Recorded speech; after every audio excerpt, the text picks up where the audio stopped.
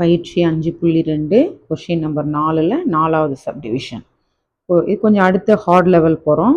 X square minus 2x plus 8y plus 17 equal to 0. So X ஸ்கொயர்னு வந்துட்டாலே ஒன்று X square is equal to 4ay இருக்கும், இல்லை X square is equal to minus 4ay. அதாவது மேற்புற திறப்புடைய பரவலையும் அல்லது கீழ்ப்புற திறப்புடைய பரவலையும், இந்த ரெண்டு டைப்ல ஏதோ ஒன்று தான் வரும். ஓகேவா? அப்போ எதுன்னு நம்ம கணக்கு போடும்போது பார்க்கலாம். இப்போ எக்ஸ் எல்லாம் ஒரு சைடு வச்சுக்கலாம், மீதி எல்லாத்தையும் இந்த சைடு எடுத்துட்டு வந்துருங்க. அப்போ இது ரெண்டும் இங்கே வரும்போது குறி மாறும். இப்போ இதுக்கு வந்து வர்க்க பூர்த்தி முறை செய்ய போகிறோம், நல்லா கவனிச்சுக்கோங்க. இந்த டேர்ம் அப்படியே எடுத்துட்டு வந்து எழுதுறோம். இங்கே எக்ஸோட கெழு என்னன்னு பாருங்க. எக்ஸோட கெழு 2. இந்த மைனஸ்லாம் நீங்கள் கன்சிடர் பண்ண தேவையில்ல, இந்த நம்பரை மட்டும் பாருங்க. எக்ஸோட கெழு வந்து 2. இப்போ 2ல் பாதி எவ்வளோ? 2 பாதியாக பிரிச்சோம்னா 1. அந்த 1 ப்ளஸ் 1 ஸ்கொயர் மைனஸ் 1 ஸ்கொயர்னு எழுதணும். நல்லா கவனிங்க.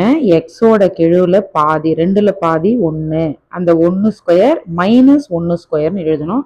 இந்த டேர்ம் அப்படியே இருக்கும். இப்போ இது வரைக்கும் பார்த்தீங்கன்னா எக்ஸ் மைனஸ் 1 ஹோல் ஸ்கொயர் ஃபார்முலாவோட எக்ஸ்பேன்ஷன் விரிவு தான் இது. இதை விரிவுபடுத்திங்கன்னா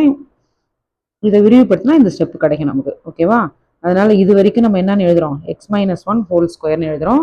இந்த மைனஸ் 1 ஸ்கொயர் பண்ணும்போது மைனஸ் 1 அப்படியே வரும், ஈக்குவல் டு இந்த டேர்ம் அப்படியே இருக்கும். இப்போ எக்ஸ் மைனஸ் 1 ஸ்கொயர் மட்டும் இங்கே இருக்கட்டும், ஈக்குவல் டு மைனஸ் 8y. இந்த மைனஸ் 1 இந்த பக்கம் வந்தால் ப்ளஸ் 1 ஆகுமா? அப்போ மைனஸ் 17 ப்ளஸ் 1 மைனஸ் 16ன்னு வரும். X minus 1 whole square equal to, இது ரெண்டுத்துலேயும் பாருங்கள் மைனஸும் பொதுவாக இருக்கும், 8ம் பொதுவாக இருக்கும். அப்போ அது வெளியில் எடுத்துருங்க. மைனஸ் 8 வெளியில் எடுத்தா உள்ள என்ன இருக்கும்? ஒய். இந்த மைனஸ் வெளியில் வந்துட்டுனால ப்ளஸ்ன்னு ஆகிடும். 16ல் 8 பெருக்கலாக வெளியில் வரும். நீங்கள் 8 போயிட்டு கழிச்சு எழுதிட்டு போகிறீங்க, 2ன்னு வரும். பெருக்கி பாருங்கள், 8 2 16, மைனஸ் இன்ட்டு ப்ளஸ் மைனஸ்ன்னு வரும். ஓகே. அடுத்தது இப்போ இதை நம்ம அப்படியே வச்சு போட்டோம்னா கொஞ்சம் கஷ்டமாக இருக்கும். இதுக்கு வந்து ஒரு பேரை கொடுக்கலாம்.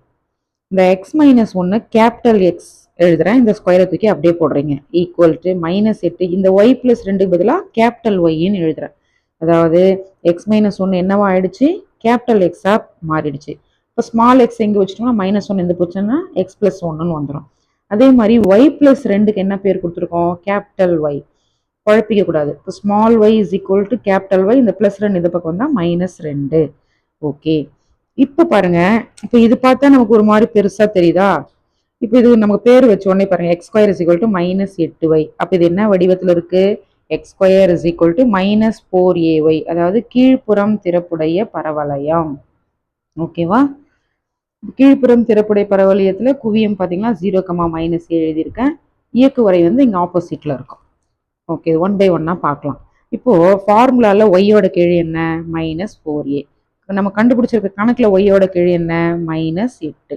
ஸோ இதை கேன்சல் பண்ணுங்கள், மைனஸ் மைனஸ் கேன்சல் ஆகிடும். இந்த 4ம் 8ம் கேன்சல் ஆனால் என்ன வரும்? 2ன்னு வரும் இல்லையா? ஸோ அதுதான் a ஈக்குவல் டு 2ன்னு போட்டிருப்பேன். சரி, இப்போ அடுத்தது பாருங்கள். இப்போ முனை குவியம்லாம் ஒரே மாதிரி தான் கண்டுபிடிக்க போகிறோம், கொஞ்சம் மட்டும் சேஞ்ச் இருக்கும். இப்போ இந்த மாதிரி ஒரு அட்டவணை போட்டுக்கலாம். போட்டுக்கிட்டு இது capital x capital y. Capital எக்ஸ்ன்றது என்னது? நமக்கு வந்து கணக்கு வந்து ஸ்மால் எக்ஸ் ஒய்ல தானே கொடுத்துருக்குறாங்க. அப்போ நம்ம ஸ்மால் எக்ஸ் வந்து எக்ஸ் ப்ளஸ் 1, இங்கே எழுதிருக்கல ஸ்மால் ஒய் வந்து ஒய் மைனஸ் 2ன்னு எழுதிடும். ஸோ இந்த அட்டவணையை கரெக்டாக நீங்கள் ஃப்ரேம் பண்ணி, இது வந்து கேபிட்டல் எக்ஸ் கேபிட்டல் ஒய், இது நம்ம ஸ்மால் எக்ஸுக்கு என்ன பேர் கொடுத்துருக்கோமோ ஸ்மால் ஒய்க்கு என்ன பேர் கொடுத்தோமோ அதை எழுதிக்கிறோம். ஓகே. ஃபஸ்ட்டு முனை ஃபார்முலா என்ன? 0, 0.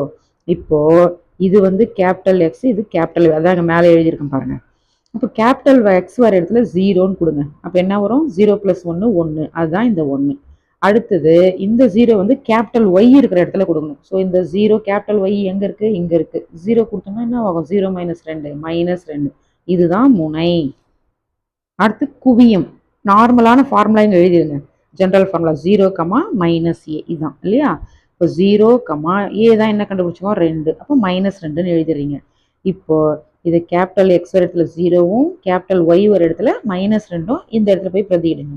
கேபிட்டல் எக்ஸ் வர இடத்துல என்ன பண்ணணும்? 0. இப்போ இங்கே 0 போட்டோம்னா என்ன வரும்? 0 + 1 1, அதுதான் இந்த 1. அடுத்து கேபிட்டல் ஒய் வர இடத்துல -2, இங்கே -2 கொடுங்க. அப்போ -2ம் இந்த -2ம் சேர்ந்து -4.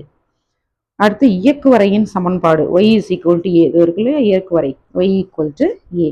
இங்கே எழுதும்போது capital Y is equal to ஏவோட மதிப்பு 2. அப்போ கேபிட்டல் ஒய் வர இடத்துல என்னன்னு பிரதியிடணும்? 2. இப்போ இங்கே 2ன்னு பிரதிட்டுனா 2 - 2 என்னவாயிடும்? 0. அதுதான் y ஈக்குவல் டு 0. இந்த இடத்துல வந்து ஸ்மால் y வரும். இங்கே தான் கேபிட்டல் ஒய் கேபிட்டல் எக்ஸ் எல்லாம். ஓகே, அடுத்து செவ்வகலத்துக்கு வந்து எந்த சேஞ்சும் கிடையாது. செவ்வகல நீளத்துக்கு ஃபார்முலா 4a.